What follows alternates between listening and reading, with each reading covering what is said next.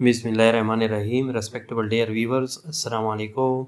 आज एक unique topic के साथ हाजिर है और आज का टॉपिक बहुत ही इम्पॉर्टेंट है और आज का टॉपिक इंग्लिश लैंग्वेज या लिंग्विस्टिक से रिलेटेड है। तो जिसने भी हमारे चैनल को सब्सक्राइब नहीं किया वो सब्सक्राइब कर ले। जो सब्सक्राइबर है वो बेल आइकन को लाजमी दबाए ताकि हर नई वीडियो की नोटिफिकेशन सबसे पहले आपको मिल सके। और जो सब्सक्राइबर है वो वीडियो को ज़्यादा से ज़्यादा लाइक और शेयर किया करे ताकि बहुत सारे लोग उससे मुस्तफ़ीद हो सके। अब आज के टॉपिक की जानिब जाते हैं। आज का topic basically semantic in English language with literary example है कि सीमेंटिक्स की क्या डेफिनीशन या उसका क्या जो है इंट्रोडक्शन बनता है और उसके टाइप्स क्या है और उसके जो है मेन एग्जांपल क्या है कि कौन कौन से एलिमेंट्स या कौन कौन सी चीज़ें जो है सीमेंटिक्स के ज़िम्रे में आते हैं और उसकी 3 मेन टाइप्स कौन कौन से और उसकी कंक्लूजन। ये सारी इंफॉर्मेशन हम आप लोग को इस वीडियो में देंगे, तो आप लोग स्टे कनेक्टेड रहे, ए टू जी लेक्चर को वॉच करें। तो शुरुआत की जानिब जाते हैं। इंट्रोडक्शन या डेफिनीशन ऑफ सीमेंटिक्स। सीमेंटिक्स का बेसिकली ताल्लुक होता है मीनिंग के साथ। किस चीज़ के साथ? यानी मीनिंग ऑफ वर्ड के साथ उसका ताल्लुक होता है। यानी semantic in English language refer to the study of meaning. यानी ये मुतालिया होता है मीनिंग का या मतलब का या मतलब का या मानी का और इनकम्पासिंग। और इसी सीमेंटिक में इनकम्पासिंग यानी ये मुश्तमिल होता है द रिलेशनशिप बिटवीन वर्ड्स, अल्फाज के दरमियान जितना भी ताल्लुक बनता है या फ्रेजेस के दरमियान, एंड सिंबल या सिंबल्स के दरमियान, अलामतों के दरमियान, एंड देयर रेफरेंट्स और कॉन्सेप्ट या उनके कॉन्सेप्ट या रेफरेंट के दरमियान या सिंबल के दरमियान या फ्रेजेस के दरमियान या वर्ड्स के दरमियान जो ताल्लुक बनता है उस ताल्लुक से जो मीनिंग अखज़ होती है ये सीमेंटिक के ज़िम्रे में आती है। यानी it involves understanding how words and sentences convey meaning and how different words can have a similar or related meaning। यानी इसी सेमेंटिक्स के यानी मतलब में या उसके ज़िम्रे में यानी वो वर्ड्स आते हैं जो किस किस्म की यानी वो वर्ड्स और वो सेंटेंसेस आते हैं जो जिस तरह वो मीनिंग जो है आगे मुंतकिल करते हैं या कन्वे करते हैं, या वो डिफरेंट वर्ड्स आते हैं जो सिमिलर मीनिंग रखते हैं या सिमिलर रिलेटेड मीनिंग रखते हैं या जो है सिमिलर साउंड्स रखते हैं या मुख्तलिफ़ किस्म की मीनिंग्स में उसके चंद यानी 9 किस्म के टाइप्स मैं आप लोग को बताऊंगा, जिसमें सिनोनिम्स भी होंगे, एंटोनिम्स भी होंगे, होमोफोन्स भी होंगे और पॉलीसीमी भी होंगे। यानी मुख्तलिफ़ किस्म की ऐसी कैटेगराइजेशन ऑफ सीमेंटिक्स बताऊंगा जो मीनिंग रिलेटेड एग्जाम्पल है या सीमेंटिक के ज़िम्रे में एलिमेंट्स ऑफ सीमेंटिक्स भी उसे कह सकते हैं। तो नंबर 1 उसके सिनोनिम की जानिब जाते हैं। यानी सिनोनिम्स कौन से वर्ड्स होते हैं? वो words with similar meaning that can be use interchangeably. यानी वो वर्ड जो सिमिलर मीनिंग रखते हैं और उसको एक दूसरे के लिए इस्तेमाल किया जा सकता है, such as a big and large. अब बिग और लार्ज के दरमियान ये दोनों सिनोनिम्स वर्ड है, मुतरादिफ अल्फाज है। तो ये सिनोनिम्स की जो कैटेगरी है ये बेसिकली मीनिंग के लिहाज से होती है और मीनिंग बेस पे होती है या सिमिलर यानी वर्ड्स विद सिमिलर मीनिंग्स होते हैं, इसी वजह से ये सीमेंटिक्स के ज़िम्रे में आती है। तो इंग्लिश में जितने भी फ्रेजेस है, जितने भी वर्ड्स है, जितने भी कंसेप्ट है, जितने भी सिंबल है, जिस लेवल में या जिस फेस पे उसकी मीनिंग जो है शो की जा रही हो तो ये उसका सीमेंटिक्स पोर्शन जो है शो किया जा रहा है। इसी तरह सिनोनिम्स का यानी जो उल्टा है या अपोजिट है वो एंटोनिम्स है। Antonym words with the opposite meaning यानी वो अल्फाज जो अपोजिट मीनिंग के साथ हो, like hot and cold, good and bad. इस किस्म के अल्फाज जो एक दूसरे की मुखालफत रखते हो ये भी सीमेंटिक्स के ज़िम्रे में आते हैं। इस तरह होमोफोन्स, होमो मीन्स सेम यानी word that sound the same but have different meaning. यानी ऐसे अल्फाज जिसकी साउंड सेम हो लेकिन उसकी मीनिंग मुख्तलिफ हो। फॉर एग्जाम्पल लाइक यानी लाइक या देयर। अब देयर को देखें, अब यहाँ पे यानी देयर यानी THERE देयर मन की देयर का मतलब होता है वहाँ, और देयर THEREIR भी होता है, और देयर यानी यहाँ पे जो यानी ए जो है मिसिंग है या अपॉस्ट्रॉफी के तौर पर इस्तेमाल हुआ है यानी दे आर यानी देयर की तरह यूज हुए। ये तीनों वर्ड देयर और दे आर को देयर जो हम पढ़ रहे हैं क्योंकि ए मिसिंग है तो ये होमोफोन्स है, उसके साउंड सेम है लेकिन मीनिंग जो है डिफरेंट है। इसी तरह यानी 4th नंबर पे है polysemy. Polysemy words with the multiple related meaning such as a head any part of the body. यानी ऐसे वर्ड जो मल्टीपल यानी मुताल्लिका मीनिंग्स रखती हो।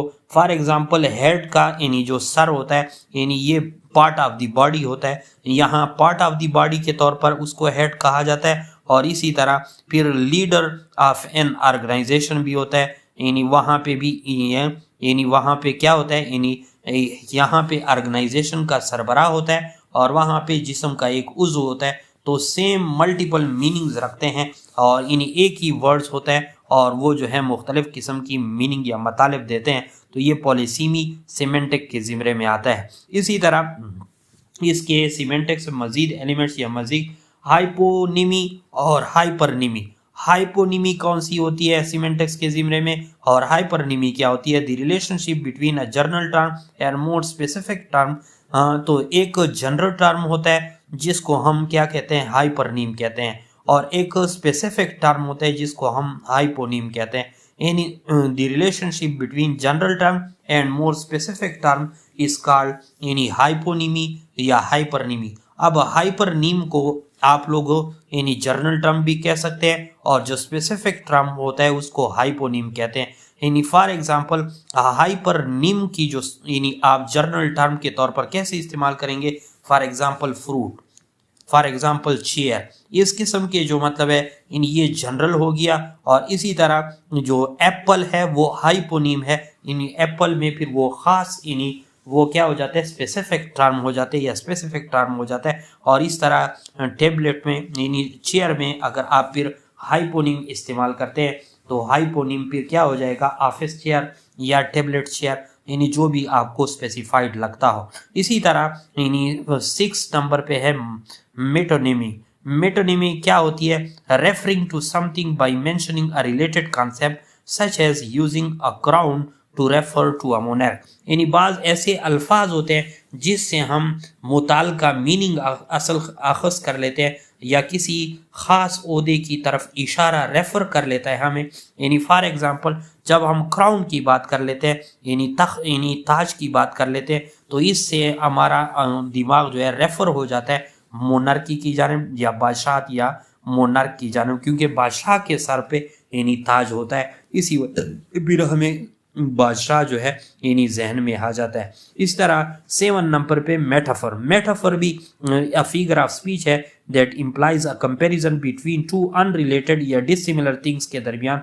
For example time is a thief, यानी टाइम जो है यानी एक चोर है। ठीक है जी। अब उसके दरमियान डायरेक्ट दोनों जो है यानी डिफरेंट चीज़ है और दोनों के दरमियान डायरेक्ट रिलेशनशिप को शो किया गया है।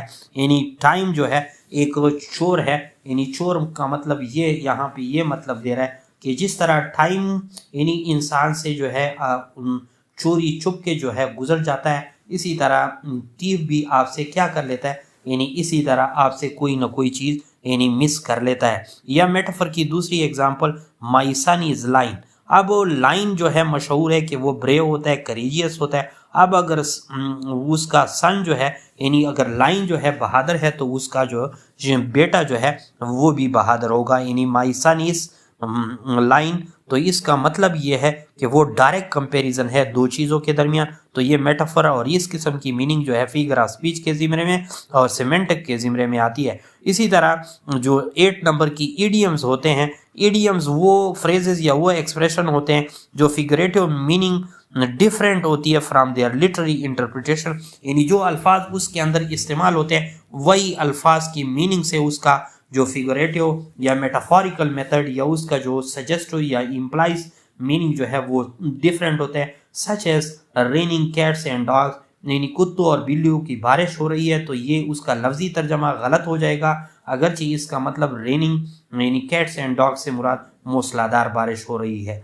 इसी तरह 9 नंबर पे है यूफेमिज्म। यूफेमिज्म किस चीज़ को कहते हैं? जब किसी सख्त टॉपिक या हार्श टॉपिक की बजाय कोई इनडायरेक्ट वर्ड या माइल्ड वर्ड या जो है यानी हार्श वर्ड की जगह या अनप्लीजेंट रियलिटीज़ की जगह कोई इस किस्म का गैर बराह रास्त या माइल्ड वर्ड इस्तेमाल हो जाए, इस किस्म के यानी अल्फाज को हम क्या कहते हैं, इफोमिज्म कहते हैं। इस सारे जो है यानी फिगर ऑफ स्पीच पे, इडियम्स पे, मेटाफर पे, मेटोनमी पे, एफेमिज्म पे मेरे लेक्चर ऑलरेडी अपलोडेड है, आप लोग उसको तफसील से भी देख सकते हैं।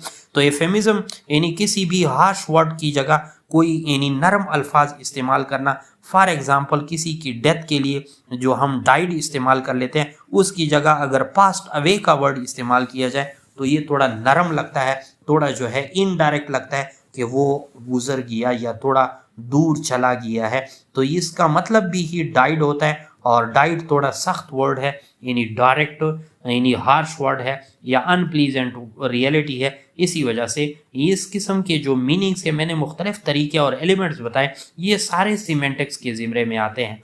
अब जो है टाइप्स या 3 मेन टाइप्स ऑफ सीमेंटिक्स की जानिब जाते हैं। 3 में टाइप में नंबर 1 फॉर्मल सीमेंटिक्स होते हैं, नंबर 2 लेक्सिकल सीमेंटिक्स होते हैं, और नंबर 3 कंसेप्चुअल सीमेंटिक्स होते हैं। नंबर 1 फॉर्मल सीमेंटिक्स कौन से होते हैं? यानी formal semantics uses technique from math, philosophy and logic to analyze the broader relationship between language and reality, truth and possibility।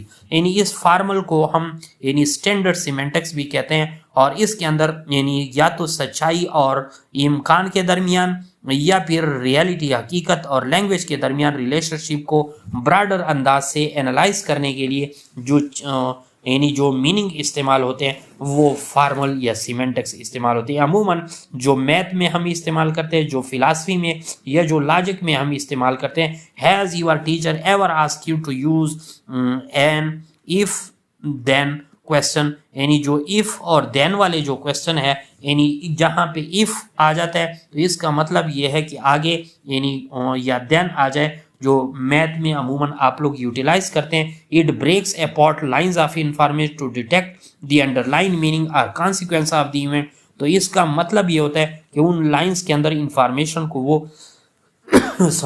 Detect करने की, शो करने के लिए कि उसके अंदर हिडन मीनिंग क्या है। यानी फॉर एग्जांपल जो मैथ में आप लोग इस्तेमाल करते हैं, यानी इफ, यानी अगर यहाँ पे इफ ये चीज़ लगा दिया जाए तो देन ऐसा ही होगा। तो इस किस्म के जो कॉन्सिक्वेंस ऑफ इवेंट को डिटेक्ट करने के लिए या उसकी अंडरलाइंग मीनिंग को शो करने के लिए ये फॉर्मल सीमेंटिक्स में आती है। इस तरह लेक्सिकल सीमेंटिक्स कौन से होते हैं? लेक्सिकल सीमेंटिक्स में जब किसी वर्ड्स या फ्रेसेस को किसी लाइन के अंदर अंडरस्टैंड करने के लिए या उसके मीनिंग को in the terms of context समझने के लिए हम उस लाइन को यानी क्या कर लेते हैं, टुकड़ों में डीकंस्ट्रक्ट कर लेते हैं। यानी कैसे? उसके नाउन में, उसके वर्ब्स में, इसके एडजेक्टिव में, उसके प्रीफिक्सेस में, उसके रूट वर्ड में, सफिक्सेस में, और लॉन्गर फ्रेज और इडियम में। तो इसी तरह जो वर्ड्स बना लेते हैं तो ये लेक्सिकल सीमेंटिक्स के ज़िम्मे में आती है। इसी तरह अगर यानी थर्ड जो मेन टाइप है वो है conceptual semantic. Conceptual semantic deal with the most basic concept and form of word before our thoughts and feeling added context to it. यानी इसमें कंसेप्चुअल में क्या होते हैं, यानी ये बेसिक कॉन्सेप्ट है और इसमें हमारे थॉट्स और फीलिंग भी उसी कॉन्टेक्स्ट के साथ ऐड हो जाते हैं। यानी ये कंसेप्चुअल सीमेंटिक्स क्या कर लेता है, यानी ये डोर खोल लेता है एक कनोटेशन की जानिब और एक डिनोटेशन की जानिब। डिनोटेशन वो होती है जो डिक्शनरी से या लुगत से या किसी वर्ड की जो रियल यानी स्टैंडर्ड डेफिनेशन ऑफ वर्ड जो होती है वो डिनोटेटिव होती है या डिक्शनरी से जो वाज़े होती है, जो लुग़वी मतलब कहलाती है। और जो सियाको सबाक से कॉन्टेक्स्ट से वाज़े हो जाती है वो कनोटेशन के ज़िम्मे में आती है। तो कंसेप्चुअल सीमेंटिक्स और में यही दो चीज़ें होती है, एक कनोटेशन होता है और एक डिनोटेशन होता है। Denotation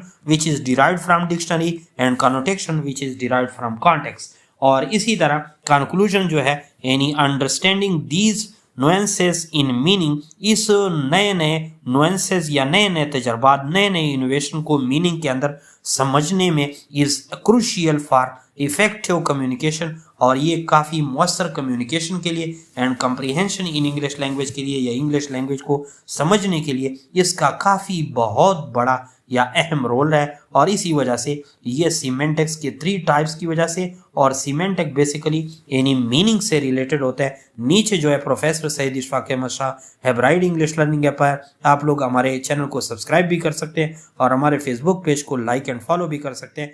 thanks for watching.